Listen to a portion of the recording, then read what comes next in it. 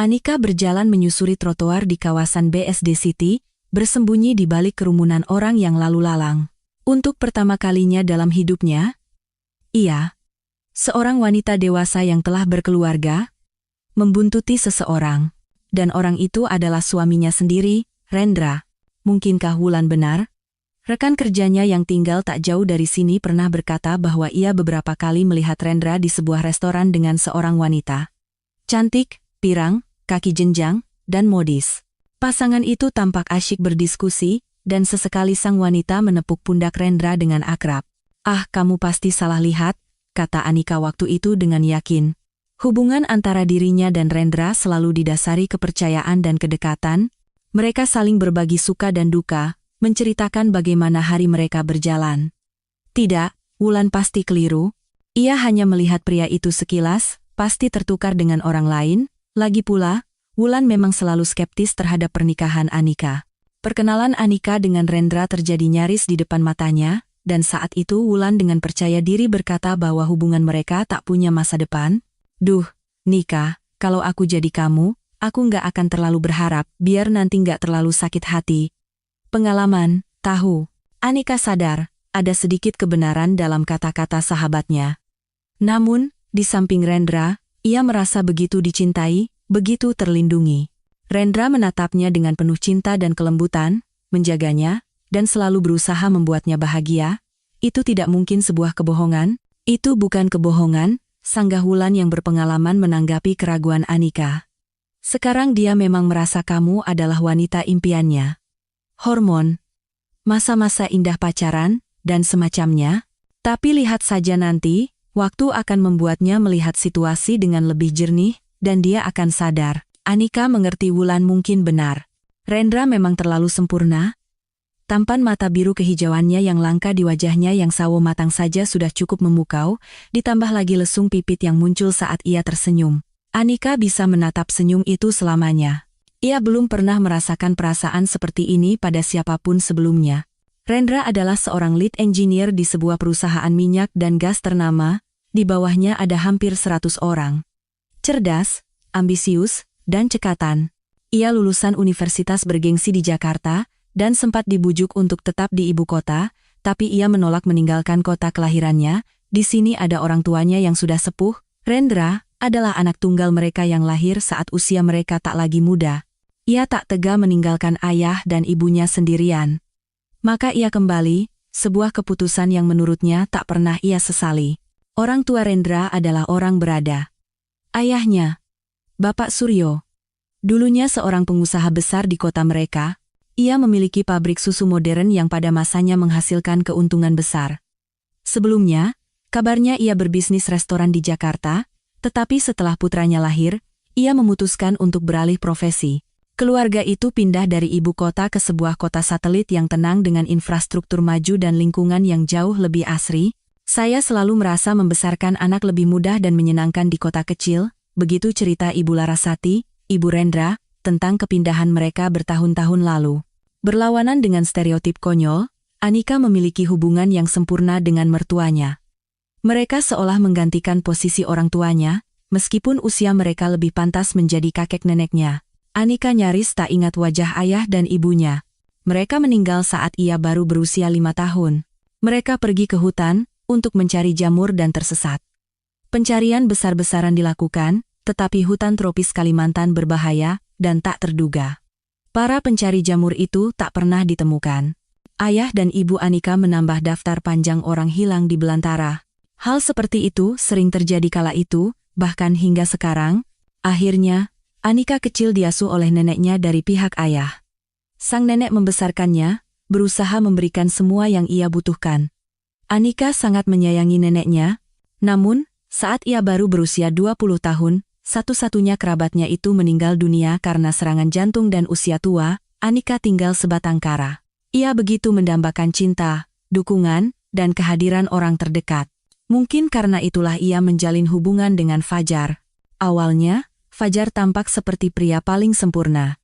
Saat tragedi itu terjadi, Anika adalah mahasiswi tingkat 3 di Fakultas Ekonomi Universitas Indonesia. Ia bisa masuk ke sana berkat dorongan neneknya, yang sejak kecil selalu menasihatinya untuk belajar giat dan meraih kehidupan yang lebih baik. Keluarga kecil mereka, menurut Anika, tidaklah miskin, setidaknya mereka tidak pernah kelaparan. Namun, neneknya selalu berkeluh kesah karena tidak bisa mengajak cucunya melihat kota-kota besar atau negara lain. Anika tak mengerti kekhawatiran itu, ia cukup puas dengan hidupnya. Nenek ini sudah puas keliling dunia karena pekerjaan dulu, kata sang nenek. Seumur hidupnya ia bekerja sebagai pramugari kereta api, dan telah mengunjungi banyak tempat menarik. Nenek suka mengenang masa-masa bahagia itu, dan Anika senang mendengarkan ceritanya. Usiamu kan masih muda, semua masih bisa terjadi. Anika bingung, apa yang begitu menarik dari bepergian? Memang, cerita nenek sangat seru, tapi untuk apa bersedih karena tak punya uang untuk jalan-jalan? Semua itu bisa dilihat di televisi, barulah nanti, ketika Rendra menunjukkan dunia padanya, Anika mengerti maksud neneknya. Sayang, ia tak akan pernah bisa berbagi pengalamannya dengan orang yang ia sayangi itu. Rendra adalah hadiah terindah yang diberikan takdir untuk Anika. Ia benar-benar mengubah hidup dan pandangan dunia wanita itu. Di sisi suaminya, ia selalu merasa damai. Mereka telah bersama selama bertahun-tahun, tetapi tak ada yang berubah. Kelembutan dan kekaguman yang sama masih ada. Mereka telah menjadi belahan jiwa seutuhnya. Kehidupan rumah tangga tidak merusak hubungan mereka seperti yang diperingatkan banyak orang. Rendra masih menatap istrinya dengan cinta yang sama, masih berusaha memberinya kejutan dan kebahagiaan. Ramalan teman-temannya tentang hubungan mereka yang tanpa harapan, termasuk prediksi Wulan, tidak terbukti. Atau mungkin terbukti? Mungkin saat inilah Anika akan melihat sisi lain dari suaminya. Kenapa ia berada di luar saat ini? Rendra seharusnya ada di rumah, menjaga putra mereka yang sedang sakit. Apa yang ia lakukan di sini? Mungkin ia bergegas menemui si cantik pirang yang diceritakan Wulan. Sebentar lagi Anika akan mengetahuinya. Jantungnya berdebar kencang, kepalanya mulai pusing. Ia terbiasa mempercayai suaminya dalam segala hal, dan kini, saat mengikutinya di jalanan kota, ia merasakan campuran emosi yang saling bertentangan, cemas, gugup, malu, dan bersalah, semuanya sekaligus. Anika tidak mengerti apa yang dilakukan suaminya di pusat kota sekarang. Tapi satu hal yang ia tahu, seharusnya Rendra berada di rumah menjaga si kecil Bima. Salah satu putra kembar mereka sedang demam dan tidak masuk taman kanak-kanak hari ini. Anika tidak bisa mengambil cuti sakit. Pekerjaannya sedang menumpuk, laporan akhir bulan, ditambah lagi ada audit dari kantor pusat. Sementara Rendra, ia bisa bekerja dari rumah hari ini. Seharusnya itulah yang ia lakukan sekarang. Bekerja sambil menjaga putranya. Tapi entah kenapa, ia ada di sini, bergegas menyusuri jalan yang ramai. Dan Anika mengikutinya untuk mengungkap rahasianya. Jika ini urusan pekerjaan, Rendra pasti akan meneleponnya, memberitahu dan mengatakan pada siapa ia menitipkan Bima.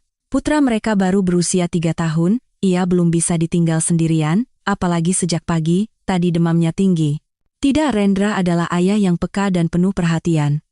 Ia sangat menyayangi anak-anaknya dan tidak akan pernah meninggalkan salah satu dari mereka dalam bahaya. Pasti ada seseorang bersama Bima sekarang, mungkin pengasuh atau neneknya, Ibu Rendra. Tapi kenapa Anika tidak tahu apa-apa? Dan mengapa Rendra tiba-tiba berada di pusat kota? Kantornya berjarak sekitar 10 km dari sini, penampilan Rendra juga aneh. Untuk bekerja, ia selalu mengenakan kemeja dan celana bahan, aturan berpakaian di kantornya sangat ketat. Tapi sekarang, ia memakai jeans dan kaos polo. Anika tidak ingat pernah melihat pakaian itu di lemari suaminya. Mungkin barang baru, atau sebaliknya, barang lama yang sudah terlupakan, aneh sekali. Rendra tidak pernah suka jeans dan kaos, ia lebih suka gaya lain dengan warna-warna kalem. Sekarang ia mengenakan kaos polo oranye terang. Ini semakin membingungkan. Anika mengikuti suaminya dari belakang, memperhatikan setiap detail aneh yang baru, sepatu kets usang dari merek yang tidak dikenal. Aneh, suaminya lebih suka merek-merek ternama, bukan karena gengsi, meskipun penghasilannya tinggi, dan kariernya cemerlang, tapi karena sepatu bermerek yang berkualitas lebih nyaman baginya. Dari mana ia mendapatkan sepatu kets murahan ini? Dan secara keseluruhan, Rendra tampak berbeda. Pandangan matanya lain, ada sedikit sisa cukuran di wajahnya yang biasanya mulus, dan ia tampak lelah. Tapi tentu saja, itu adalah Rendra. Anika akan mengenali suaminya dalam penampilan apapun, cara berjalannya yang ringan dan gagah, kulitnya yang sawo matang, dan mata biru kehijauan terangnya yang dulu membuatnya mabuk kepayang. Bahkan sampai sekarang, ia sering mengagumi mata itu. Rendra terus berjalan ke depan. Anika mengikutinya. Kenapa ia berjalan kaki? Biasanya suaminya bepergian dengan mobil, ia tidak terlalu suka berjalan. Anika sudah sangat terlambat kembali bekerja. Ia keluar dari kantor saat jam makan siang untuk mencari makan, lalu tanpa sengaja melihat suaminya, dan tentu saja langsung mengikutinya. Tidak apa-apa, ia sudah memberitahu Wulan, sahabatnya itu akan mengarang alasan untuk atasan mereka. Bukan kali pertama mereka saling menolong seperti ini. Wulan akan melindunginya, tidak perlu khawatir. Akhirnya, Rendra berbelok ke salah satu restoran yang berjejer di sepanjang jalan utama. Anika membeku. Di kepalanya terngiang-ngiang kata-kata Wulan tentang melihat suaminya di kafe bersama seorang wanita pirang yang cantik. Sahabatnya baru saja menceritakan itu beberapa hari yang lalu. Anika saat itu yakin Wulan salah. Wulan sejak dulu tidak pernah percaya hubungan Anika dan Rendra akan berhasil, dan ia sering menyuarakannya. Pengalaman pribadi Wulan membuatnya yakin, hal itu mustahil. Bagaimana mungkin? Rendra yang begitu tampan, mapan, kaya, muda, dan lajang, mau dengan Anika, tentu, Anika juga cantik, tak bisa dipungkiri, tapi mereka berasal dari dunia yang berbeda. Anika tinggal di rumah sederhana peninggalan neneknya, bekerja sebagai akuntan di perusahaan kecil dengan gaji pas-pasan, dan yang terpenting, ia seorang ibu tunggal. Siapa yang mau sama anak orang lain? Apa dia sepadan dengan pangeran seperti itu? Janda anak satu? Tanya Wulan sinis. Kalau cuma buat main-main atau pacaran sih mungkin. Tapi untuk sesuatu yang serius, kalau aku jadi kamu, aku nggak akan berharap. Kata-kata Wulan terdengar sangat logis dan meyakinkan. Memang, untuk apa Rendra mau direpotkan dengan anak orang lain? Orang tuanya pun pasti akan menentang. Saat itu, Anika belum mengenal mertuanya dan tak bisa membayangkan betapa mereka akan menyayangi Kirana, putrinya. Kirana. Ya, hubungannya dengan Fajar setidaknya memiliki satu sisi positif, ia memberinya hadiah tak ternilai, seorang putri yang cantik dan sehat. Lalu ia menghilang begitu saja dari kehidupan Anika, tanggung jawab membebaninya. Pemuda itu belum siap untuk kehidupan keluarga. Yah, sulit untuk menyalahkannya. Keputusan untuk mempertahankan bayi itu sepenuhnya ada di tangan Anika, dan keputusan itu tidaklah mudah. Wanita itu masih bergidik ngeri, jika mengingat betapa putus asanya, ia hampir 13 tahun yang lalu. Anika hanya selangkah lagi dari membuat kesalahan terbesar dalam hidupnya. Betapa beruntungnya Anika muda saat itu, tidak melakukannya. Kirana sekarang sudah berusia 12 tahun. Tinggi, langsing, dengan mata besar. Secara fisik ia mirip Fajar. Tapi Anika sama sekali tidak keberatan. Fajar, bagaimanapun juga, memang sangat tampan. Mata gelap berbentuk almond, rambut hitam berkilau, ada sedikit darah timur dalam dirinya, tulang pipi yang tegas, bibir yang terbentuk sempurna, semuanya menurun pada Kirana. Ia sudah menjadi seorang remaja, gadis muda. Ketika Anika berjalan bersama putrinya, ia sering melihat tatapan anak laki-laki, bahkan pemuda yang lebih tua, tertuju pada Kirana. Sebentar lagi, putrinya akan mekar menjadi gadis yang menawan. Memikirkan bahwa Kirana mungkin tidak pernah ada di dunia ini terkadang membuat punggung Anika merinding. Ketika neneknya meninggal, Anika tinggal sebatang kara. Menurut KTP, ia sudah dewasa. 20 tahun. Tapi secara mental, ia merasa seperti anak kecil. Neneknya selalu merawatnya, memasak makanan lezat untuknya, menenangkannya, bahkan membangunkannya untuk kuliah di pagi hari. Neneknya menyelimutinya dengan perhatian dan cinta, seperti selimut hangat yang nyaman. Dan sekarang, Anika merasa sangat kedinginan, sedih, dan takut. Ia sangat merindukan neneknya. Ia banyak menangis selama masa sulit itu. Di depan umum ia berusaha tegar, tetapi di rumah ia meluapkan perasaannya, meratapi nasibnya. Kesadaran bahwa ia benar-benar sendirian membuatnya takut bahkan panik. Bagaimana cara hidup di dunia ini jika tidak ada yang membutuhkan atau peduli padamu? Anika membutuhkan sandaran, seseorang yang ia cintai. Dan tepat pada saat itulah ia bertemu Fajar. Pemuda berkulit sawo matang yang tampan itu bekerja sebagai petugas kebersihan di kompleks perumahan mereka. Selalu ceria, murah senyum, energik, dan cekatan, penuh energi positif. Anika tentu saja memperhatikan bahwa petugas kebersihan muda itu sering meliriknya ketika ia pulang kuliah, tapi pemuda seperti itu mungkin memang suka menggoda setiap gadis yang lewat. Setelah beberapa waktu, Fajar mulai menyapa Anika dan tersenyum lebar hanya untuknya.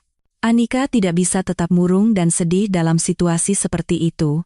Senyum Fajar terlalu menular, tak ada yang bisa menolaknya.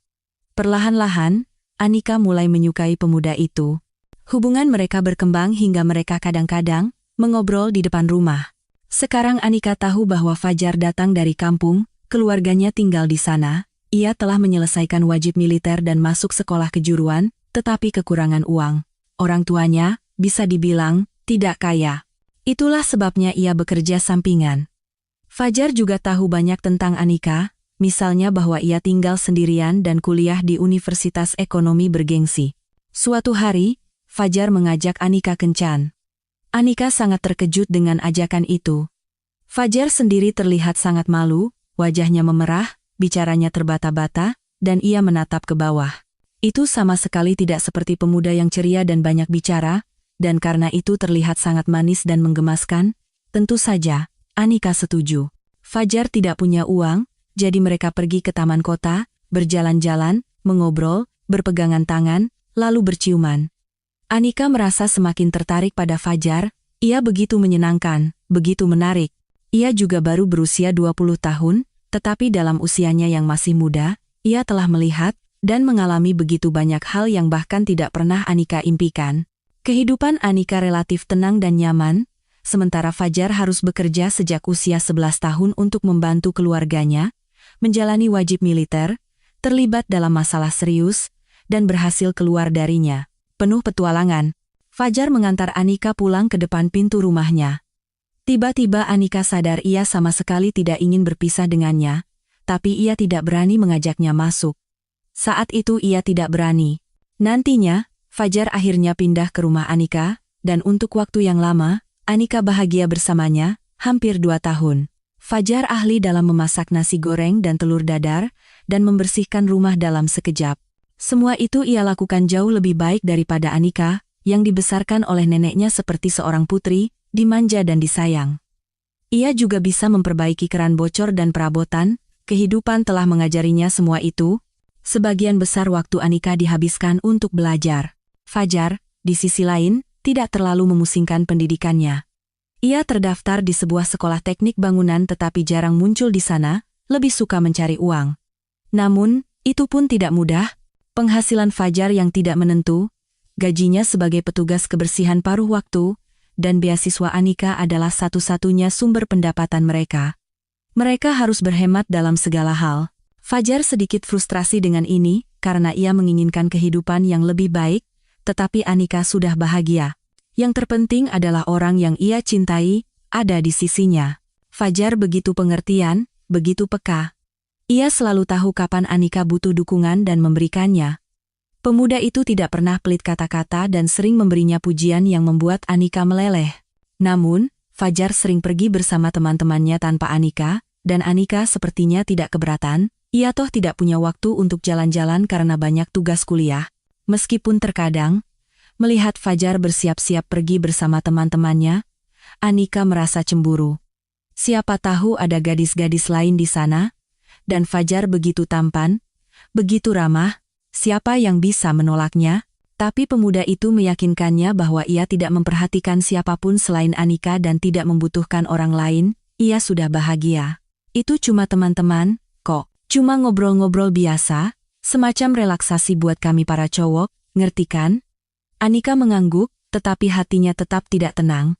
Intuisi mengatakan padanya bahwa tidak semuanya semulus yang dikatakan Fajar, tetapi ia dengan sadar menekan suara hati itu. 2 tahun berlalu sekejap. Anika sudah berada di semester akhir, dan Fajar juga akan menyelesaikan sekolahnya. Sebentar lagi mereka berdua akan menjadi tenaga ahli, bisa mendapatkan pekerjaan, dan akhirnya, tidak perlu lagi berhemat untuk kebutuhan paling mendasar. Mungkin mereka bahkan bisa pergi liburan ke Bali, itu akan luar biasa. Suatu pagi di bulan Februari, Anika menyadari bahwa ia hamil. Tentu saja, mereka belum merencanakan untuk punya anak. Bagaimana mungkin? Mereka sendiri belum mapan, hidup pas-pasan. Tapi kehamilan yang tidak direncanakan bukanlah hal yang luar biasa. Itu sering terjadi. Anika bukan yang pertama, bukan juga yang terakhir. Orang lain bisa mengatasinya, namun, Anika ketakutan. Keringat dingin membasahi punggungnya saat ia menatap test pack dengan 2 garis. Bagaimana reaksi Fajar? Mungkin ia juga akan takut pada awalnya. Tapi ia kan begitu sigap, begitu berpengalaman. Ia pasti tidak akan bingung. Ia akan mengatakan semuanya akan baik-baik saja, mendukungnya seperti biasa, tersenyum dengan senyum putih khasnya, dan Anika akan langsung merasa tenang. Tapi reaksi Fajar sangat berbeda. Anak? Pemuda itu bahkan mundur selangkah dari Anika setelah mendengar berita itu. Anak apa? Kamu yakin? Yakin. 2 kali tes hasilnya positif. Ini benar-benar waktu yang tidak tepat. Kamu tahu kan? Anika mengangguk. Tentu saja, ia sangat mengerti. Tapi apa yang harus dilakukan jika manusia kecil ini sudah hidup di dalam dirinya? Anika merasa kecewa dan sakit hati. Ia pikir reaksi Fajar akan sangat berbeda. Sekarang kita harus cari uang buat aborsi, gumam Fajar seolah berbicara pada dirinya sendiri. Pinjam sama Tono kali, ya? Mendengar kata-kata menakutkan itu, Anika tersentak. Kamu ngomong apa? Ia secara naluriah memegang perutnya yang masih rata, seolah melindunginya. Ia bahkan tidak pernah memikirkan hal itu. Nikah. Fajar menenangkan diri dan berbicara dengan suara lembut namun tegas. Kamu sadarkan kita tidak dalam posisi untuk menjadi orang tua sekarang? Apa yang bisa kita berikan pada bayi ini? Kita sendiri hidup dari hari ke hari. Kita hampir lulus. Kamu bisa kerja di proyek bangunan, aku akan dapat tunjangan melahirkan. Kita pasti bisa. Anika berpikir Fajar yang akan menenangkannya, dan mengatakan kata-kata itu, tetapi ternyata ia yang harus mengambil inisiatif. Berita tentang bayi itu benar-benar membuat Fajar kalut. Tentu saja, nantinya ia akan malu dengan kata-kata pengecutnya. Tidak apa-apa, Anika tidak akan pernah menyalahkannya. Meskipun, tentu saja, sangat menyakitkan mendengarnya. Fajar terus-menerus meyakinkan Anika bahwa mereka tidak bisa mempertahankan bayi itu, melukiskan gambaran masa depan yang suram, mengatakan bahwa ia belum siap untuk tanggung jawab sebesar itu, dan Anika, pada suatu titik, menyerah pada bujukannya. Ia benar dalam segala hal. Mereka tidak punya uang, mereka bahkan belum lulus. Di rumah kontrakan kecil ini, mereka berdua saja sudah sesak. Apalagi dengan bayi butuh banyak biaya. Popok, obat-obatan, pakaian yang cepat sekali kekecilan. Dan ia, Anika, tidak akan bisa bekerja untuk waktu yang lama. Ketika anak itu besar dan masuk sekolah, tidak ada yang mau mempekerjakan seorang profesional tanpa pengalaman. Ia harus melupakan ijazahnya dan bekerja sebagai petugas kebersihan atau kasir di supermarket. Fajar benar dalam segala hal. Apa kita memimpikan masa depan seperti itu? Tanya Fajar. Kamu pantas mendapatkan yang lebih baik. Mungkin aku memang harus ke dokter, desah Anika sedih. Setelah diyakinkan oleh Fajar yang manipulatif, ia tidak melihat jalan keluar lain saat itu. Pengaruh pemuda itu berhasil, ia mendapatkan apa yang ia inginkan. Pintar, Fajar berseri-seri. Soal anak, kita masih bisa punya nanti, jangan khawatir. Beberapa tahun lagi, dan kita akan memberinya segalanya, pakaian bagus, mainan, kamar sendiri. Tapi sekarang tidak bisa, belum waktunya. Hari itu juga, Anika menelepon sebuah klinik dan membuat janji. Saat itu, ia dalam keadaan putus asa, dan merasa semua yang ia lakukan benar. Pagi harinya, ia berangkat ke klinik dengan hati yang berat. Di tasnya ada semua yang diperlukan. Sandal, baju ganti, kain barang-barang yang diminta untuk dibawa. Ia harus menghabiskan sepanjang hari di sana dan baru boleh pulang sore hari, itu pun jika semuanya berjalan lancar. Di ruang tunggu ada antrean. Anika duduk di sudut di sebuah bangku dan mulai mengamati orang-orang untuk mengisi waktu. Ia gemetar, nyaris tidak bisa menahan getarannya. Betapa ia berharap Fajar ada di sisinya sekarang, memegang tangannya, mengelus punggungnya, meyakinkan bahwa semuanya akan baik-baik saja. Tapi Fajar pergi untuk pekerjaan sampingan lain, dan itu benar. Mereka butuh uang. Apalagi bulan ini mereka harus mengeluarkan sejumlah besar uang untuk prosedur ini. Di samping Anika duduk seorang wanita berusia sekitar 40 tahun. Terawat, cantik, berpakaian mahal dan modis. Manikur yang indah, potongan rambut modern. Anika berpikir ia ingin terlihat seperti itu dalam 20 tahun. Hanya saja mata wanita itu sangat sedih. Seorang pria, mungkin suaminya, mendekatinya, terlihat jelas mereka pasangan kaya. Aku sudah urus semua dokumennya, sebentar lagi kamu dipanggil. Ia meletakkan tangannya di bahu istrinya. Semuanya akan baik-baik saja. Anika entah kenapa langsung berasumsi bahwa wanita ini juga ingin menggugurkan kandungan yang tidak diinginkan. Suaminya mengucapkan kata-kata yang sama seperti Fajar, semuanya akan baik-baik saja. Memang, untuk apa orang seusia mereka menginginkan bayi? Mungkin kebobolan. Apanya yang baik-baik saja? Wanita di samping Anika mengangkat wajahnya menatap suaminya. Apa yang bisa baik dari situasi ini? 11 kali program bayi tabung, 5 kali keguguran.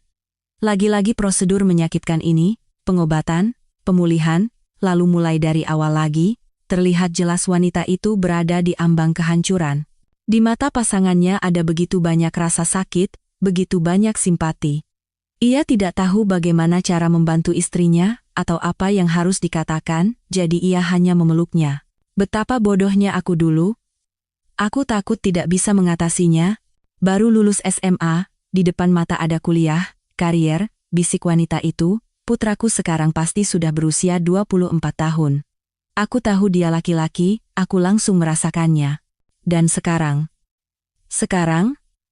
aku membayar kesalahan itu seumur hidupku. Ini karmaku.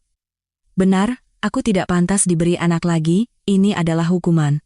Pria itu terus memeluk istrinya dalam diam, mengelus punggung dan rambutnya, menggenggam tangannya. Sepertinya ia tidak bisa menemukan kata-kata yang tepat. Anika menatap pasangan dewasa itu dengan mata terbelalak. Ia mengerti segalanya dari percakapan singkat mereka. Dulu, saat masih remaja, wanita ini melakukan aborsi. Dan sekarang, karena komplikasinya, ia tidak bisa punya anak. Ia menderita, khawatir, menghabiskan banyak uang dan waktu untuk mewujudkan mimpinya menjadi seorang ibu, tetapi tidak berhasil. Anika tiba-tiba sadar bahwa ia tidak akan pernah menyingkirkan bayinya. Ia sudah mencintainya, meskipun saat ini baru berupa gumpalan sel, begitulah Fajar menyebut anak mereka ketika mendesak untuk aborsi. Anika sudah dewasa, ia hampir menyelesaikan kuliahnya, sedikit lagi dan ijazah di tangan, dan Fajar ada di sisinya. Anika tidak sendirian. Bersama-sama mereka pasti bisa. Anika berlari keluar dari klinik seolah dikejar sekawanan anjing. Orang-orang menatapnya dengan heran. Begitu berada di luar, Anika menghela napas lega. Rasanya seolah ia baru saja lolos dari bahaya besar. Anika meletakkan tangannya di perut dan tersenyum, anaknya bersamanya, dan ia seorang perempuan. Saat itu, Anika tahu dengan pasti bahwa di dalam rahimnya bukan gumpalan sel, melainkan putrinya. Cantik, sehat, dan tercinta. Mereka akan bertemu dalam 7 bulan. Fajar tidak senang dengan cerita Anika. Ini nggak serius sama sekali, katanya. Besok aku antar kamu ke klinik, kamu seharusnya tidak pergi. Itu adalah pertama kalinya mereka bertengkar hebat. Anika bersikeras pada pendiriannya. Fajar berargumen bahwa ia salah. Dulu argumennya tampak begitu logis dan benar, sekarang, Anika heran bagaimana ia bisa setuju dengan semua itu. Ya, kita akan kesulitan untuk sementara waktu, kata Anika. Tapi kita berdua sudah dewasa. Kita bisa mengatasinya. Aku tidak bisa melakukan langkah seperti itu. Akhirnya, Fajar membanting pintu dan pergi ke dalam gelapnya malam bulan Maret. Anika berpikir Fajar akan tenang dan kembali dengan permintaan maaf. Bukankah Fajar selalu memahaminya dengan baik? Hal yang sama akan terjadi sekarang. Tapi Fajar baru muncul menjelang pagi, mabuk dan agresif. Ia kembali mendesak agar bayi itu digugurkan. Aku juga punya hak untuk memutuskan. Ini juga menyangkut diriku.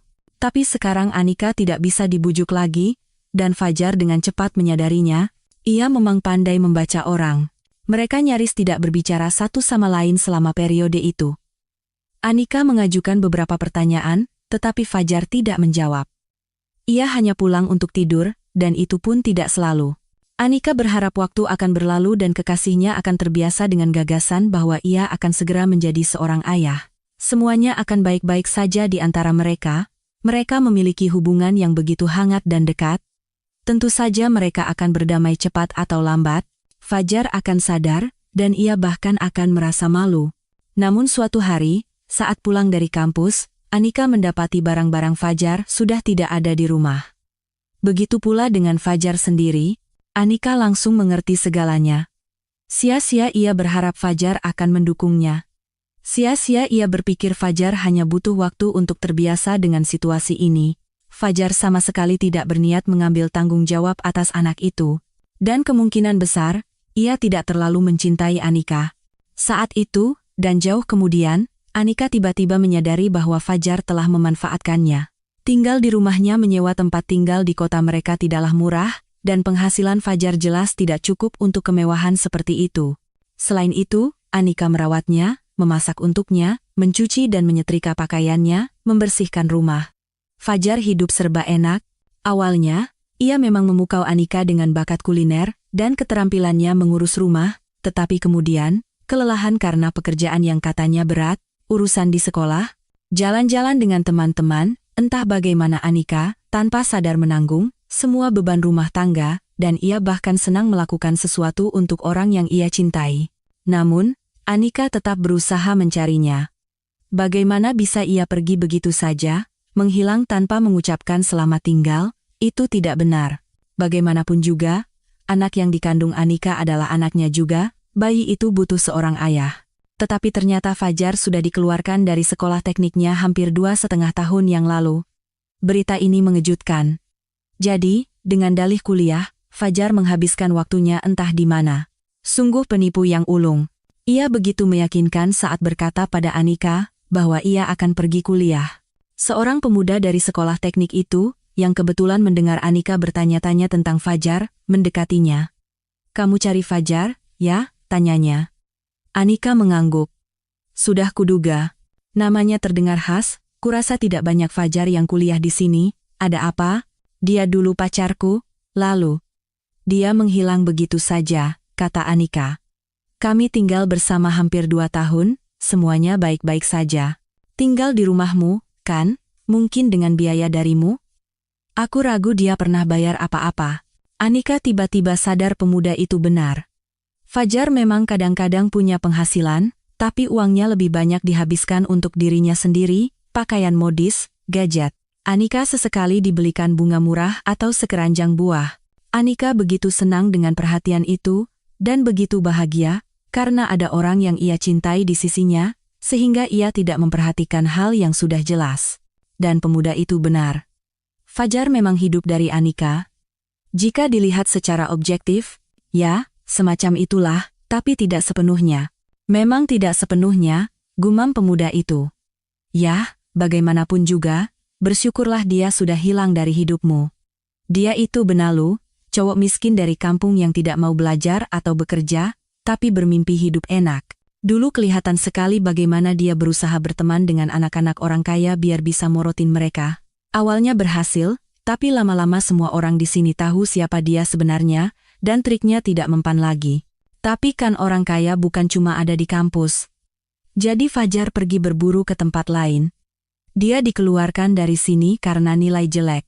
Anika hanya bisa menatap bingung, berusaha mencerna apa yang baru saja ia dengar. Tapi aku bukan anak orang kaya, justru sebaliknya. Kamu punya rumah, punya sumber penghasilan tetap, kan?" Anika berpikir sejenak lalu mengangguk. "Nah, maaf ya, tapi di wajahmu tertulis kalau kamu itu naif dan tidak berpengalaman.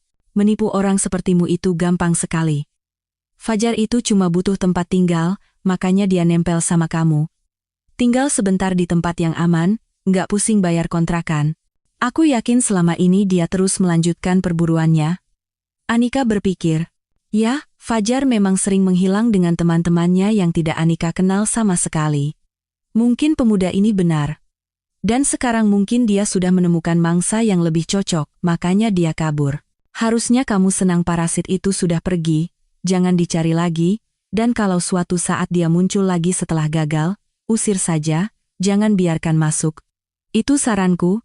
Anika tidak percaya pada pemuda itu saat itu, karena sangat sulit untuk menerima bahwa orang yang begitu ia cintai sama sekali bukan orang yang ia kira. Mengatasi sifat pemalunya, Anika bertanya pada beberapa orang lain, memilih mahasiswa tingkat akhir. Dan ya, beberapa dari mereka ingat Fajar. Mereka menggambarkannya persis seperti pemuda pertama. Anika pulang dengan perasaan campur aduk, seolah tanah di bawah kakinya runtuh. Selama 2 tahun ini, di kepalanya ada gambaran yang sama sekali berbeda. Indah, cerah, dan benar. Tapi ternyata, Fajar telah memanfaatkannya. Mengetahui tentang kehamilan korbannya, pemuda licik itu sadar apa risikonya, tanggung jawab, tunjangan anak, tangisan bayi di rumah mungil, masalah seumur hidup, atau setidaknya selama 18 tahun pertama setelah kelahiran bayi itu. Harga yang terlalu mahal untuk tempat tinggal gratis dan makanan yang tidak seberapa mewah, jadi ia kabur. Mungkin ia bahkan sudah tidak ada di kota ini lagi, tidak ada yang menahannya di sini. Kemudian Anika memikirkan anaknya.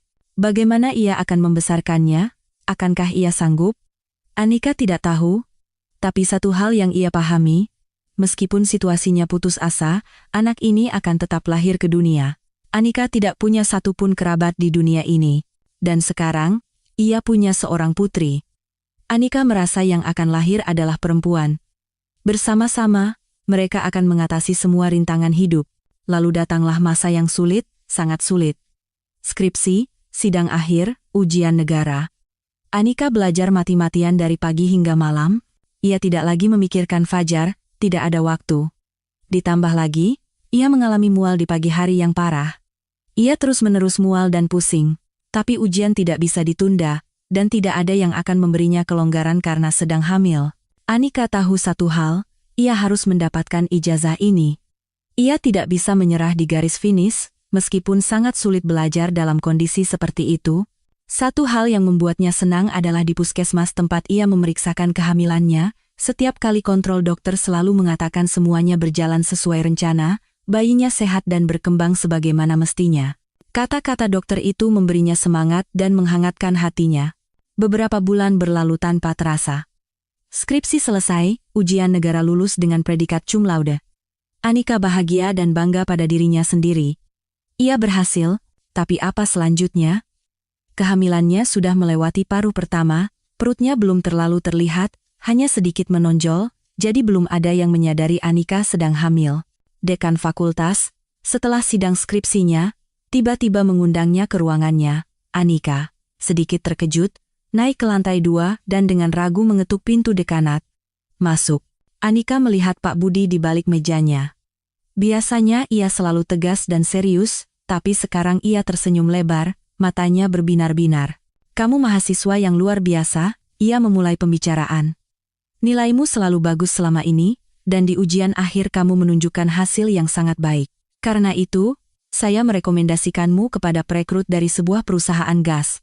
Mereka sedang butuh akuntan muda yang cerdas. Gajinya, kamu tahu sendiri, sangat besar. Tentu saja Anika tahu. Ia bahkan tidak pernah bermimpi bisa bekerja di sana suatu hari nanti. Mereka yang bekerja di perusahaan itu tinggal di apartemen dan rumah baru yang besar, dan mengendarai mobil-mobil mahal. Di kota mereka, frasa karyawan perusahaan gas bahkan menjadi semacam status sosial, menandakan orang kaya yang bisa membeli apa saja.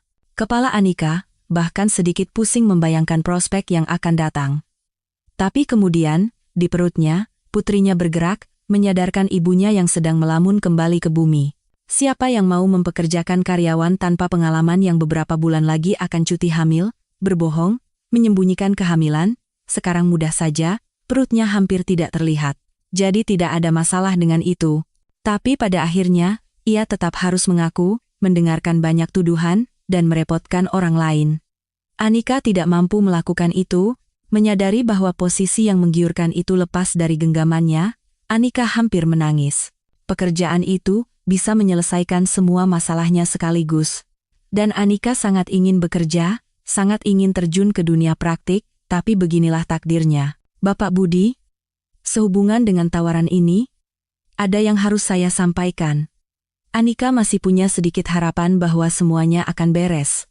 Mungkin dekan akan berkata bahwa kehamilan bukan masalah. Bekerjalah beberapa bulan, ambil cuti hamil, lalu kembali lagi, akuntan berpotensi sepertimu pasti akan ditunggu.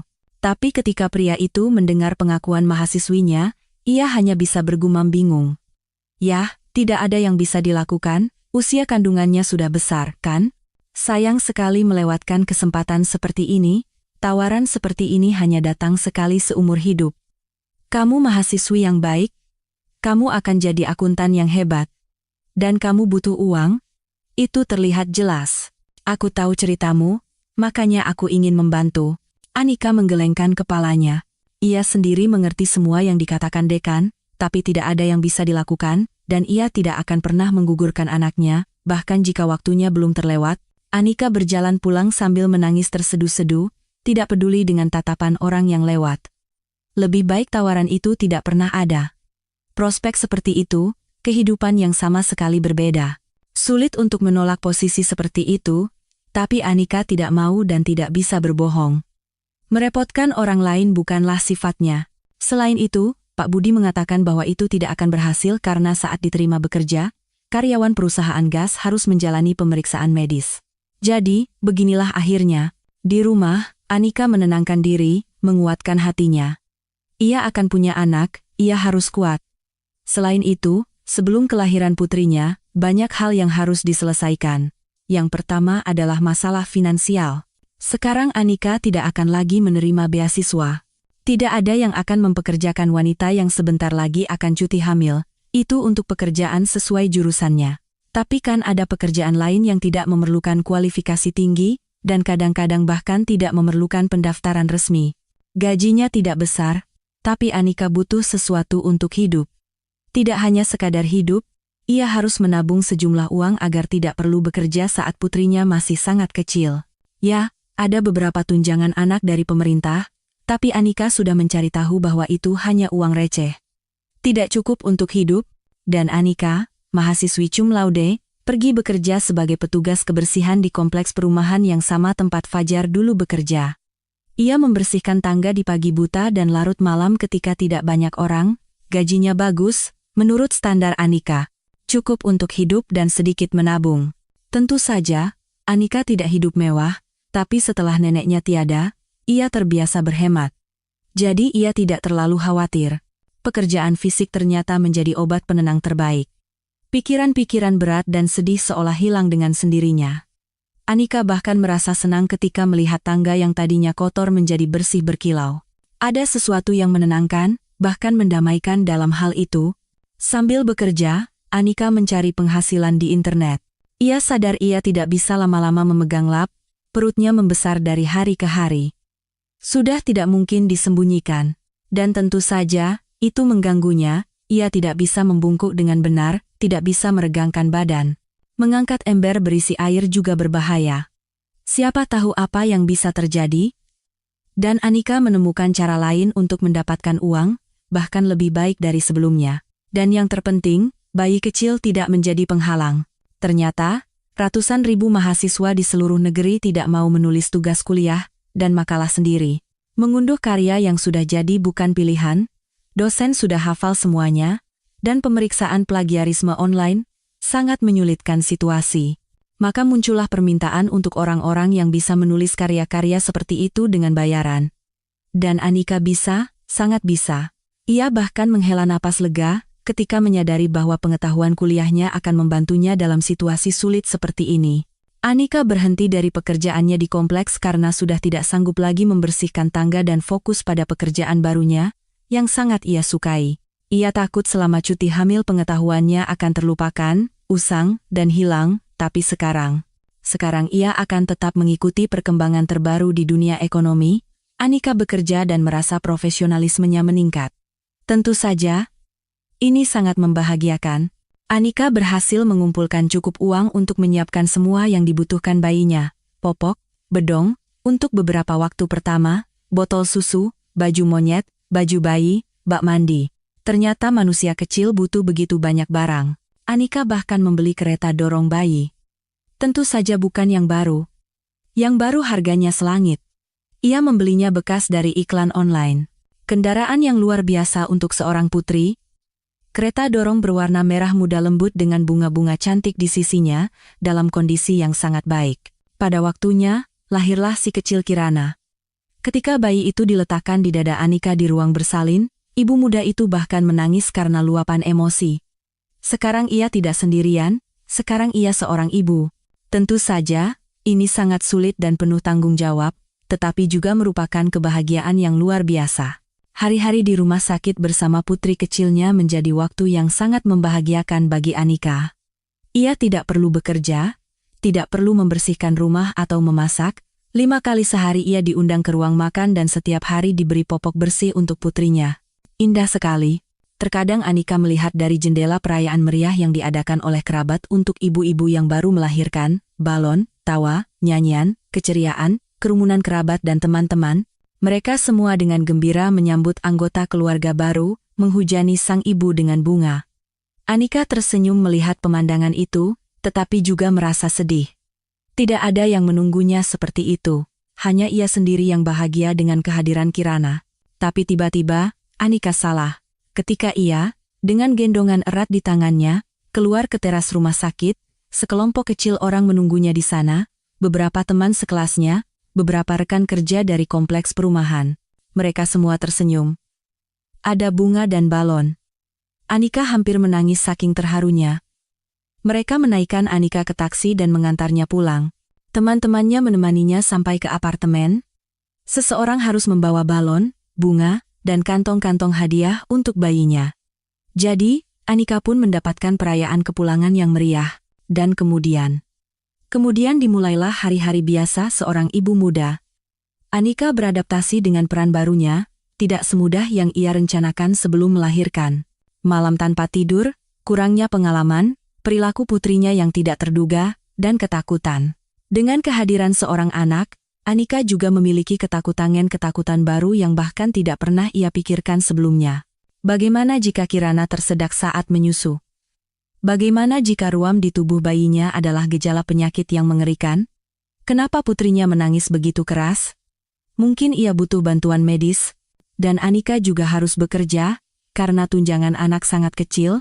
Ada saat-saat ketika ibu muda itu dengan satu tangan menimang putrinya dan dengan tangan lain mengetik tugas kuliah karena tenggat waktu sudah dekat.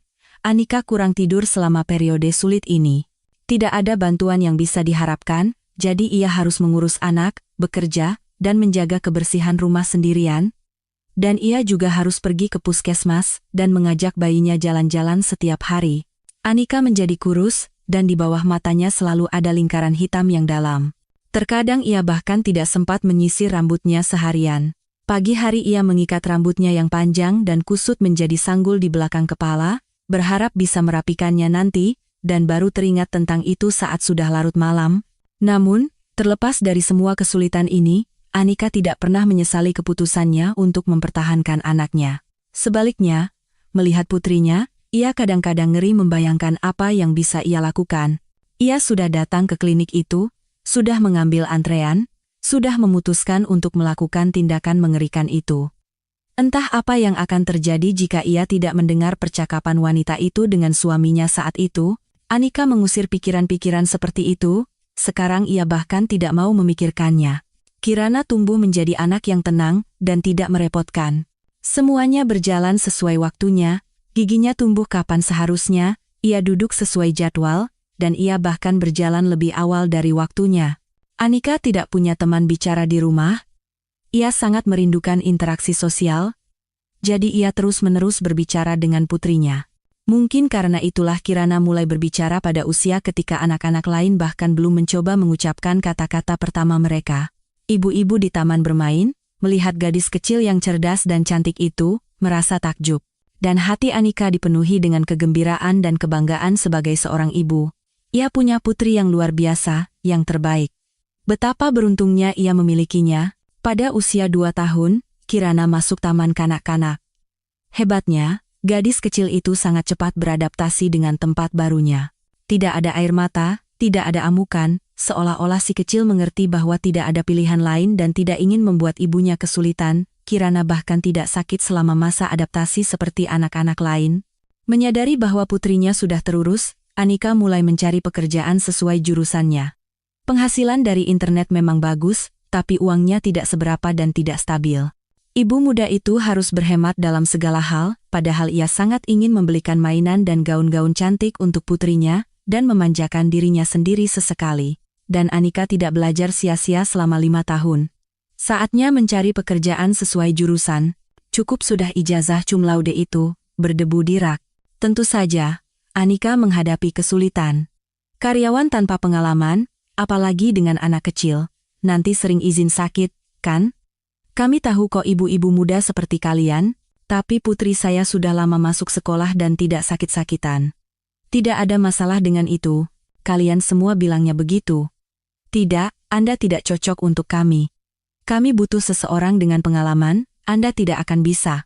Anika pergi wawancara seperti pergi bekerja, dan di mana-mana ia menghadapi hal yang sama, ini membuatnya bingung.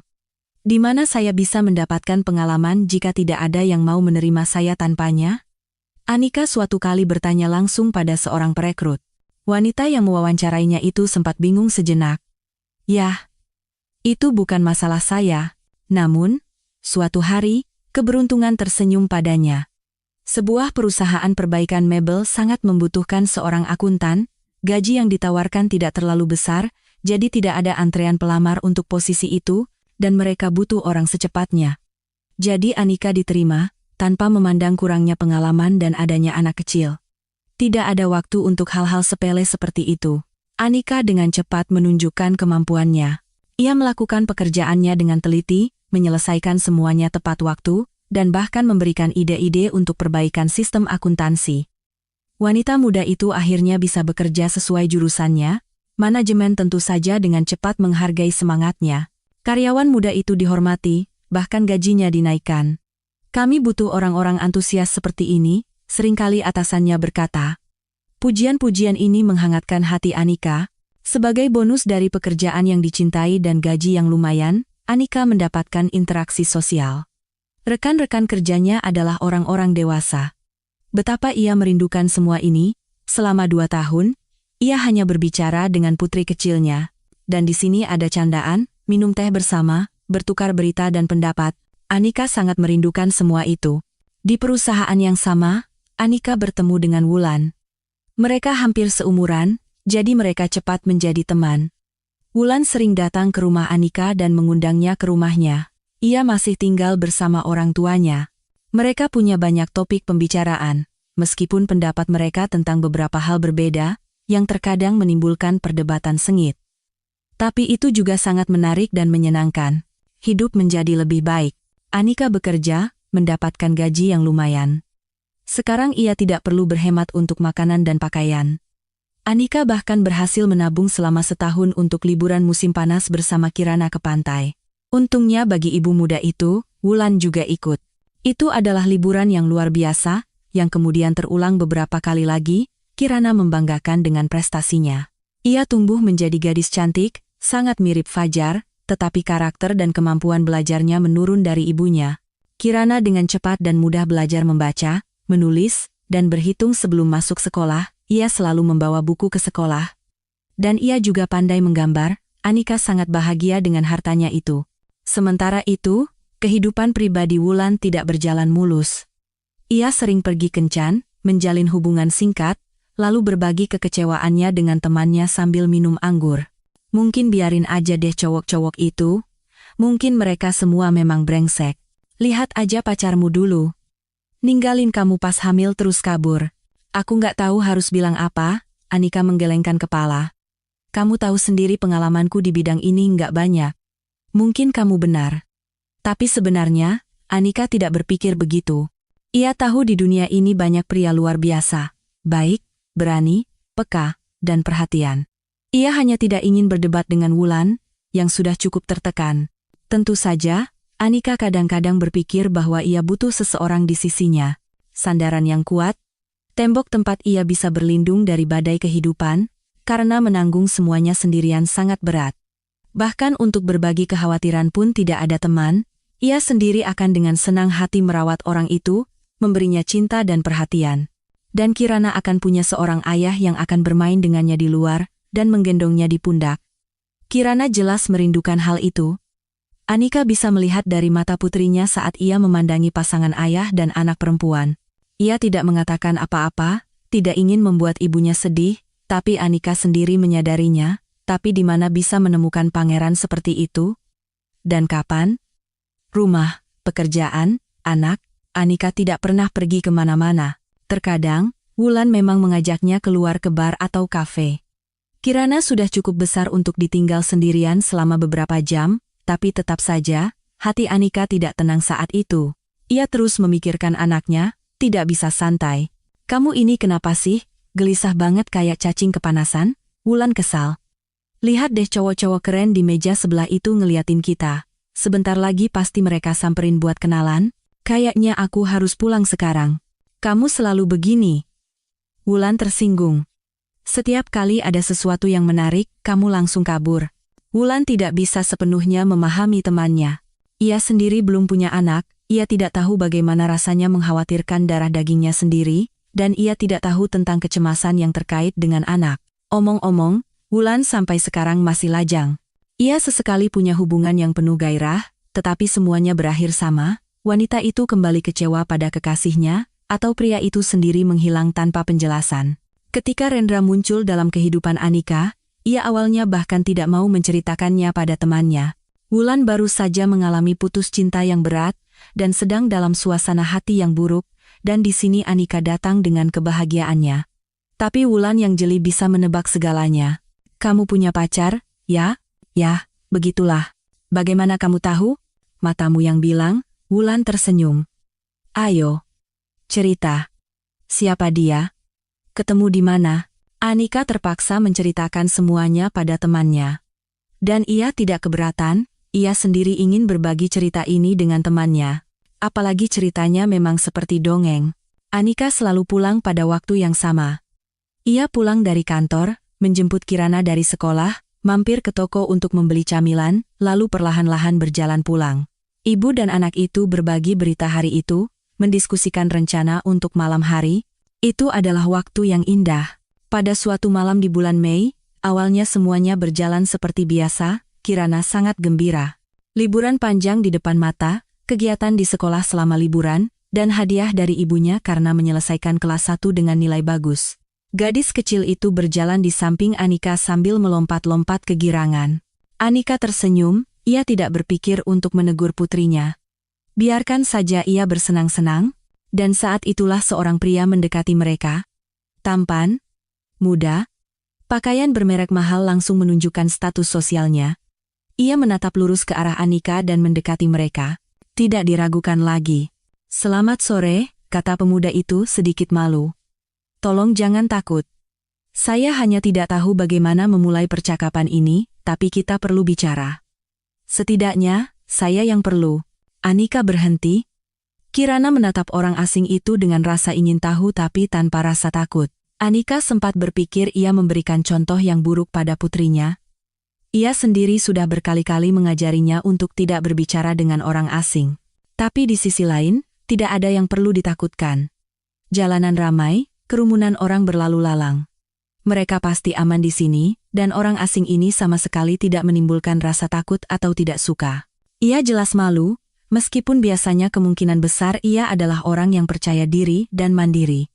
Perilaku seperti itu terlihat cukup manis, dan secara umum, tatapan matanya yang terbuka, senyumnya yang indah, suaranya yang tenang. Anika tiba-tiba sadar semua itu menariknya pada orang asing ini.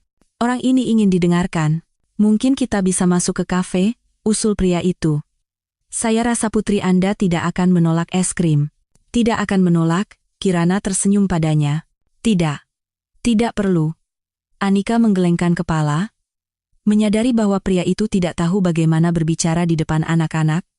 Anika menyuruh Kirana pergi ke taman bermain terdekat. Anika bisa melihat dengan jelas apa yang dilakukan putrinya. Gadis kecil itu juga sesekali melirik ibunya, tapi ia tidak bisa mendengar percakapan mereka lagi. Jadi, apa yang ingin Anda bicarakan? Pemuda itu memperkenalkan dirinya sebagai Rendra, lalu menjelaskan masalahnya. Seiring ceritanya, Anika merasa terkejut, senang, dan berusaha menyembunyikan senyum bahagianya. Ia merasa seperti tokoh utama dalam sebuah komedi romantis. Ternyata, Rendra makan malam di kafe itu setiap sore setelah bekerja. Dinding kafe itu transparan, terbuat dari kaca tebal yang diperkuat. Pria itu, tentu saja, saat makan malam mengamati jalanan. Di bidang pandangnya, ia melihat orang-orang yang bergegas pulang di sore hari. Dan suatu hari, ia melihat Anika dan putrinya. Cara berjalanmu yang ringan, tatapanmu yang baik. Kamu menatap putrimu dengan begitu lembut, dan kalian terlihat seperti Madonna dan anak dari lukisan-lukisan kuno. Aku tidak tahu bagaimana menjelaskannya. Rendra malu dan bicaranya terbata-bata, tapi Anika tentu saja mengerti apa yang ingin dikatakan pria itu. Jangan salah paham, tapi sepertinya kamu sekarang lajang, tidak menikah, dan kita bisa mencoba. Yah, bertemu kapan-kapan, jalan-jalan, untuk mengobrol. Saya membesarkan putri saya sendirian, itu benar. Tapi bagaimana Anda bisa tahu? Hanya menebak. Rendra tersenyum lebar. Terlihat jelas pengakuan Anika bahwa ia lajang membuatnya sangat senang. Tidak ada cincin di jarimu. Selain itu, aku tidak pernah melihatmu dengan siapapun, hanya kamu dan putrimu. Aku sudah memperhatikan kalian sejak lama. Mungkin ini terdengar menakutkan, tapi jangan salah paham. Tidak akan, Anika meyakinkan pria itu. Jantungnya berdebar gembira, punggungnya merinding. Wanita itu berusaha keras untuk tidak menunjukkan perasaannya dan berharap ia berhasil. Anda makan malam di sini. Kirana dan saya setiap hari lewat sini pada waktu yang sama. Tidak aneh jika Anda terus-menerus melihat kami. Rendra tersenyum lagi. Ya, Anda benar. Begitulah kejadiannya, ketika aku melihat kalian, aku merasa sangat senang, sangat hangat di hati. Nah, sekarang aku sudah mengatakannya. Karena itulah aku memutuskan untuk mendekati kalian. Menurutku, kamu adalah orang yang luar biasa, jarang ada orang sepertimu. Dan tentu saja, kamu sangat cantik. Kali ini, Anika tidak bisa menahan senyumnya.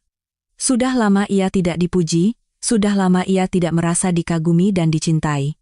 Melihat minat di mata pria ini, merasakan simpatinya, rasanya luar biasa menyenangkan. Setelah itu, percakapan mengalir lebih mudah, lebih alami. Tanpa terasa, Anika dan Rendra beralih ke panggilan kamu. Pria itu tidak lagi malu atau gugup. Ia bercerita sedikit tentang dirinya, mengajukan beberapa pertanyaan tentang kehidupan Anika. Kedekatan terjadi secara alami dan sederhana. Tak lama kemudian, Kirana yang sudah selesai bermain di taman bermain, bergabung dengan mereka di bangku. Ia semakin mencairkan suasana dengan keluguan anak-anaknya. Entah bagaimana, Kirana dan Rendra langsung akrab. Kemudian ada pertemuan-pertemuan dan kencan-kencan, terkadang bersama Kirana, terkadang tanpanya. Anika takut untuk percaya bahwa ia akhirnya menemukan belahan jiwanya. Rendra memahaminya, menerima, dan menghormati pendapatnya, dan selalu siap menawarkan bantuan. Anika merasa jika ia datang padanya dengan masalah apapun, Rendra akan segera menyelesaikannya, bahkan dengan senang hati karena bisa membantu. Tentu saja, ada keraguan. Ingatan tentang Fajar masih segar, meskipun sudah bertahun-tahun berlalu, dan Rendra lebih muda, ia memegang jabatan tinggi di perusahaan besar, dan orang tuanya sangat kaya. Apakah mereka menginginkan menantu seperti dirinya? Dan Rendra sendiri? Pria itu kaya, tampan, nyaris sempurna, penggemar pasti berkerumun di sekelilingnya. Dan pria itu tidak terlalu menyembunyikannya. Tentu saja, aku pernah bertemu banyak wanita.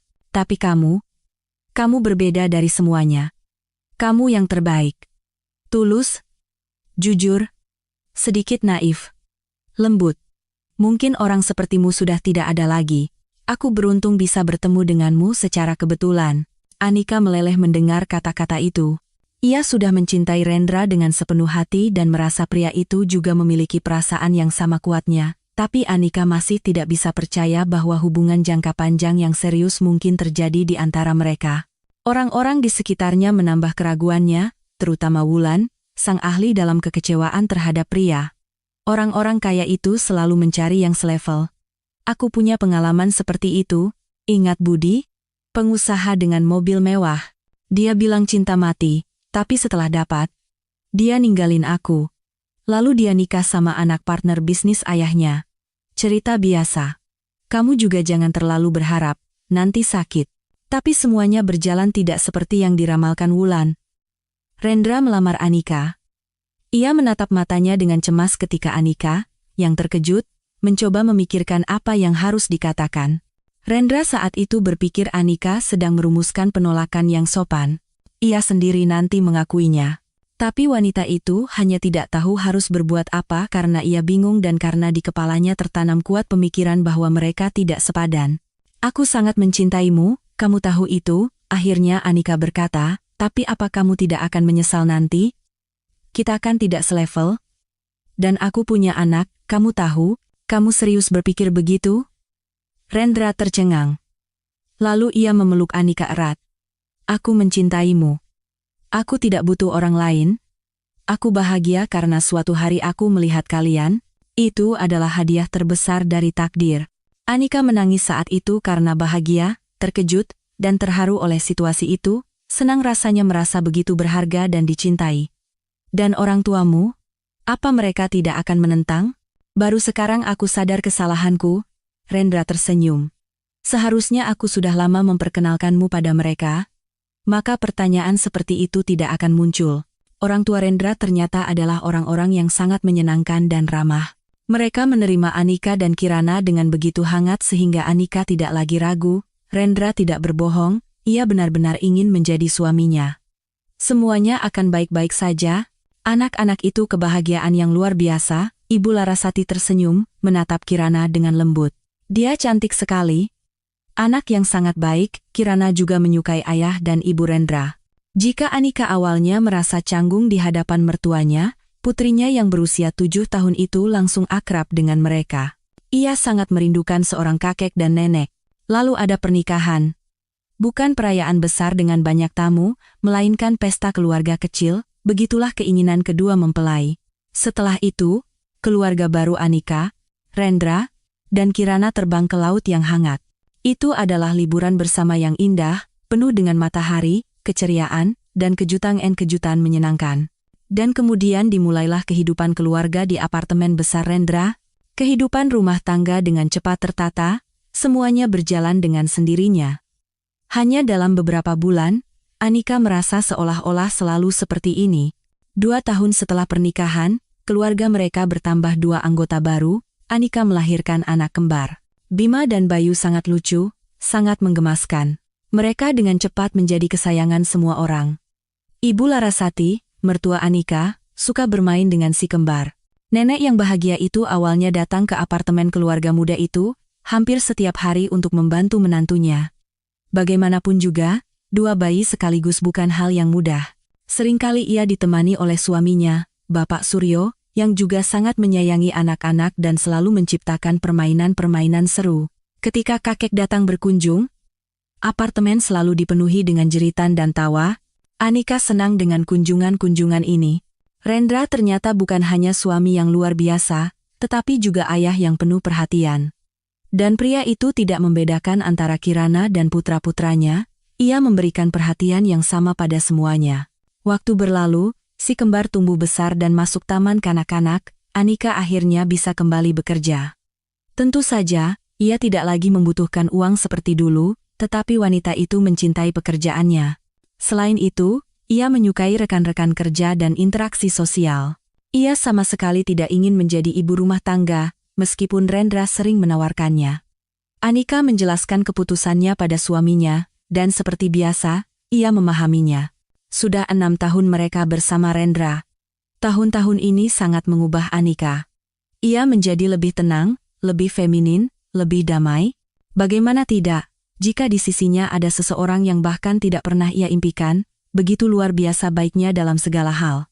Tapi sekarang, Anika tiba-tiba berlari di jalanan kota mengejar suaminya yang sempurna, yang sepertinya sedang bergegas menemui selingkuhannya.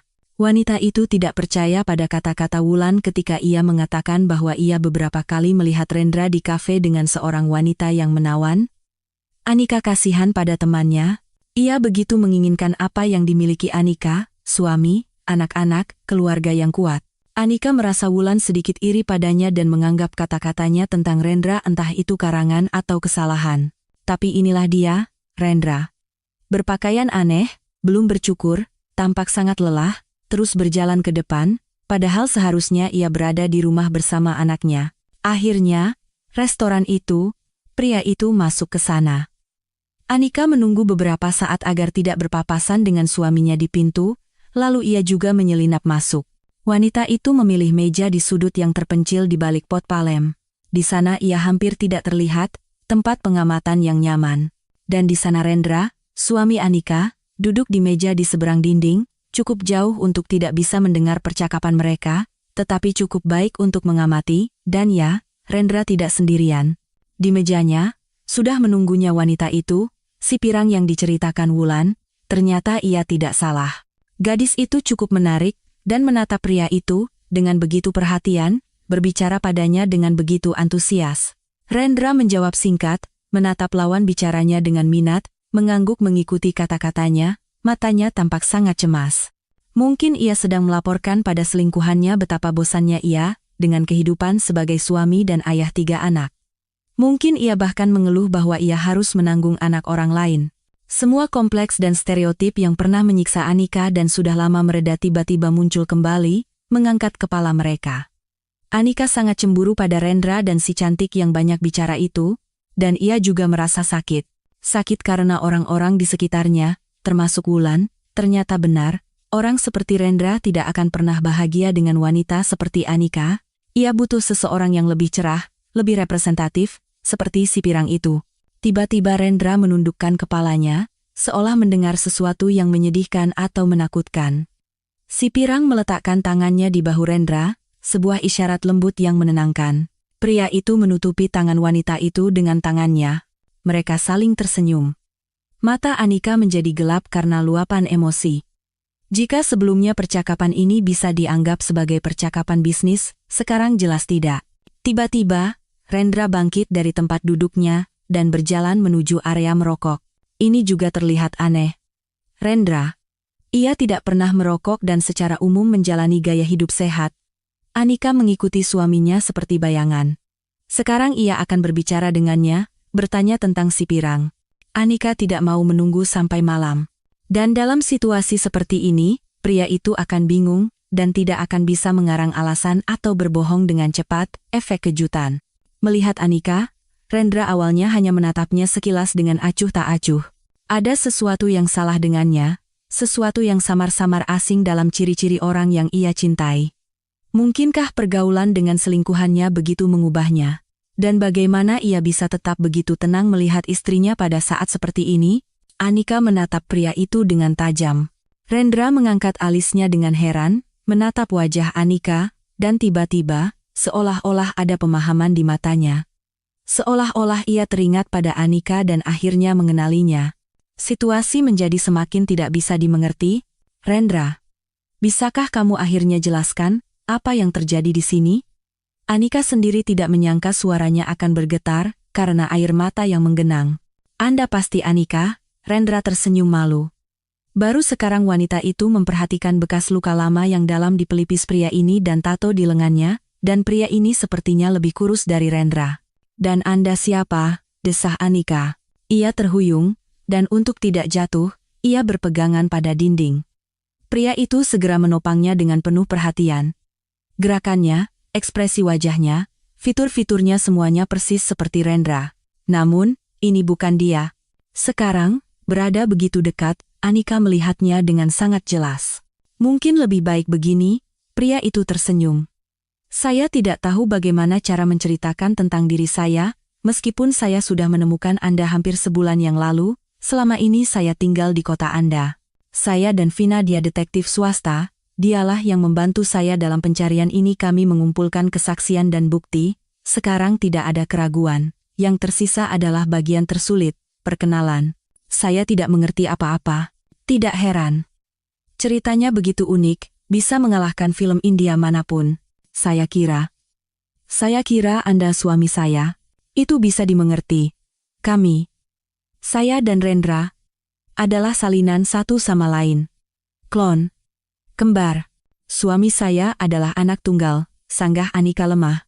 Jika Ibu Larasati dan Bapak Suryo punya anak lain, mereka pasti akan memberitahunya.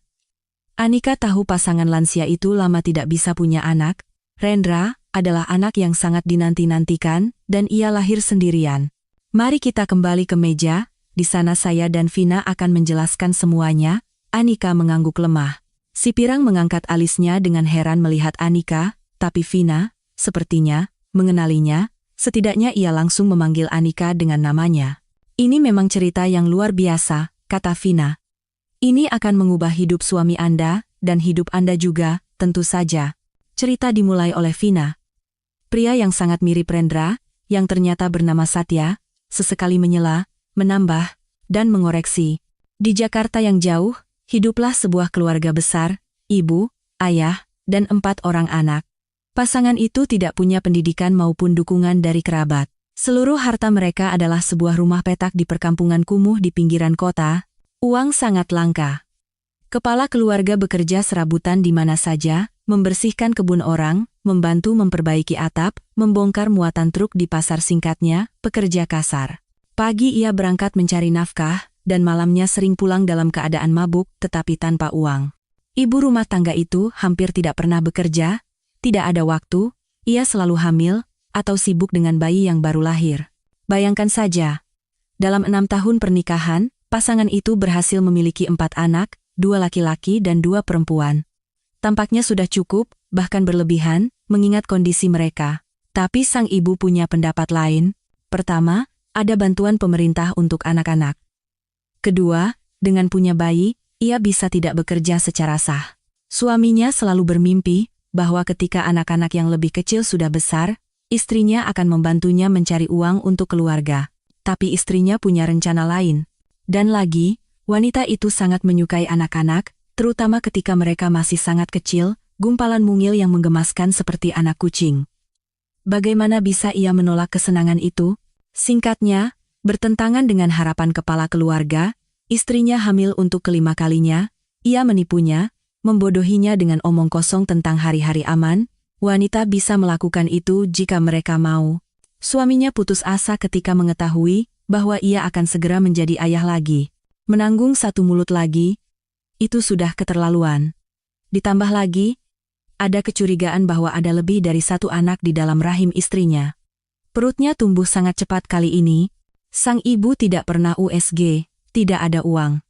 Dan ia juga tidak mendaftar ke puskesmas lebih awal, hanya buang-buang waktu dan tenaga. Wanita ini sudah berpengalaman.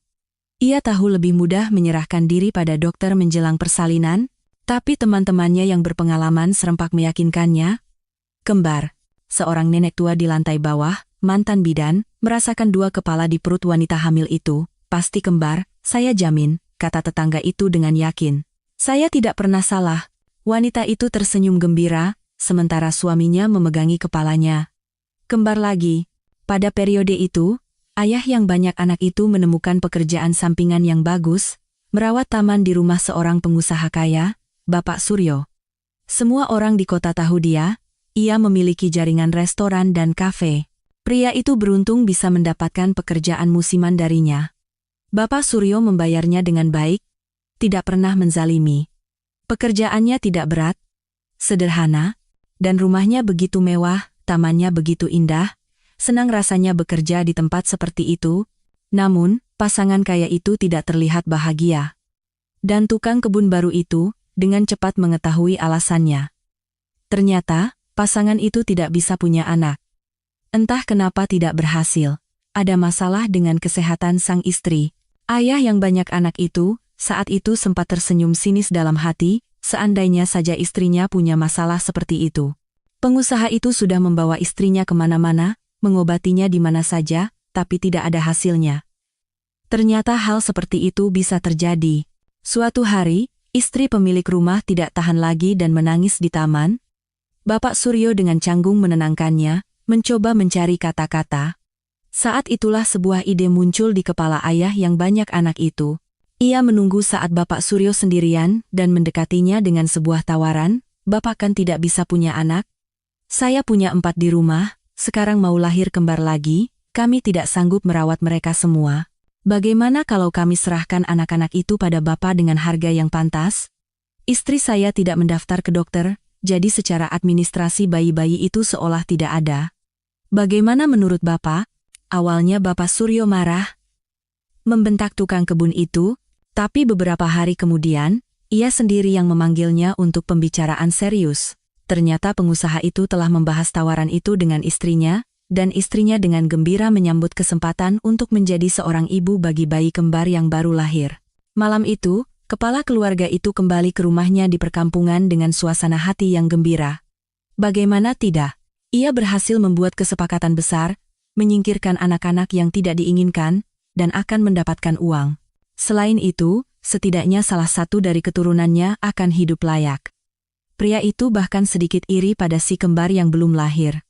Beruntung sekali mereka, tapi istrinya tiba-tiba menentang. Apa? Menyerahkan anak-anak, mereka darah dagingku. Aku sudah merasakannya, menantikannya. Aku tidak akan menyerahkan anak-anakku pada siapapun. Suruh saja mereka adopsi dari panti asuhan. Anak-anak di panti asuhan itu anak-anak pecandu, sakit-sakitan, mereka tidak mau yang seperti itu. Anak-anak kita akan sehat dan tampan. Dan lagi, apa yang bisa anak-anak itu dapatkan dari kita? Di sana ada rumah sebesar itu, uang sebanyak itu, tapi wanita itu bersikeras, tidak. Dan titik. Hanya saja suaminya tidak berniat membatalkan rencananya. Ia memberitahu Bapak Suryo tentang masalah itu, istrinya tidak mau berpisah dengan anak-anaknya, bahkan satu pun.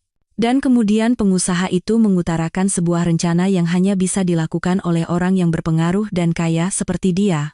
Pada waktunya, wanita muda itu melahirkan 2 anak laki-laki di rumah sakit bersalin setempat. Ibu baru itu sedikit terkejut, perlakuan terhadapnya begitu istimewa. Pada persalinan sebelumnya, tidak ada yang begitu sibuk dan perhatian padanya. Tapi sekarang begitu banyak perhatian, begitu banyak perawatan. Mungkin karena ia melahirkan anak kembar. Bayi-bayinya lemah, kata dokter dengan cemas. Harus masuk inkubator. Jangan khawatir, bidan segera menenangkannya. Ini kan kembar, biasa terjadi pada bayi kembar. Semuanya akan baik-baik saja. Tapi bidan itu salah. Pagi harinya, ibu yang banyak anak itu hanya diberi 1 putra untuk disusui. Yang satunya, dia tidak selamat malam tadi, begitu katanya. Padahal sebenarnya, bayi itu telah diserahkan kepada keluarga Suryo. Itulah rencana yang diusulkan Bapak Suryo kepada ayah yang banyak anak itu. Pada malam yang sama, Ibu Larasati juga datang ke rumah sakit pura-pura kontraksi. Tidak ada yang boleh curiga bahwa anak itu bukan anaknya. Mereka pulang pada hari yang sama. Wanita dari perkampungan di pinggiran kota dan istri Bapak Suryo. Yang satu disambut oleh suami dan anak-anaknya yang lebih tua, yang lainnya disambut dengan perayaan meriah dengan musik, balon, dan fotografer yang diundang. Bahwa bayi-bayi yang mereka gendong adalah saudara kembar kandung, hanya segelintir orang yang tahu. Dan mereka semua diam, karena masing-masing telah menerima sejumlah besar uang dan peringatan. Begitulah ceritanya, Vina mengakhiri ceritanya. Rendra, karena takdir, berakhir di keluarga Suryo. Dan Satya tetap bersama kerabatnya yang sederhana. Tidak lama, sih, lanjut Satya. Beberapa tahun kemudian, semua anak di keluarga kami diambil oleh dinas sosial. Saat itu saya sudah menjadi kakak tertua, setelah saya, lahir 1 adik perempuan lagi. Jadi saya dibesarkan di panti asuhan. Saya tidak bisa bilang masa kecil saya sangat berat, kami hidup dengan baik, tenang. Mereka membesarkan kami, memberi kami pendidikan. Saya lulus dari sekolah kejuruan informatika, sekarang bekerja sebagai programmer. Saya punya keluarga di Jakarta, istri, 2 anak, apartemen semuanya sebagaimana mestinya. Anika hanya bisa menatap Satya dengan bingung. Cerita ini benar-benar seperti dongeng. Bagaimana reaksi Rendra terhadap ini? Untunglah ia yang tahu lebih dulu. Ia bisa mempersiapkan suaminya. Ini akan menjadi kejutan besar baginya. Dan mertuanya? Mereka sudah sangat tua. Mereka juga perlu diberitahu dengan lebih lembut. Anika belum bisa memutuskan bagaimana perasaannya terhadap perbuatan orang tua Rendra. Di satu sisi, itu tidak bermoral dan ilegal. Di sisi lain, suaminya hidup dalam kondisi yang sangat baik, bukan terlunta-lunta di panti asuhan, dan pasangan yang tidak punya anak itu bahagia, karena akhirnya punya anak. Ibu terkadang mengunjungi saya di panti asuhan, lanjut Satya. Mungkin ia memang menyayangi anak-anak, hanya saja ia bukan orang tua yang terlalu bertanggung jawab. Ia membawakan saya permen murah, mengelus kepala saya. Di panti asuhan kami tidak kelaparan. Tentu saja. Tapi kunjungan dan permen itu saya tunggu-tunggu seperti anugerah, karena setiap anak penting untuk tahu bahwa ia dicintai. Dan kemudian, setelah dewasa dan mandiri, saya juga tidak meninggalkannya. Saya membantunya sedikit dengan uang, mencoba mengobatinya. Ia minum terlalu banyak, ayah saya meninggal karena itu, masih muda. Tapi ibu saya lebih kuat. Namun, Satya tidak bisa melakukan keajaiban, tidak bisa mengubah ibunya. Ia hanya bisa mendukungnya, dan menyaksikan bagaimana ibunya jatuh, kehilangan martabatnya.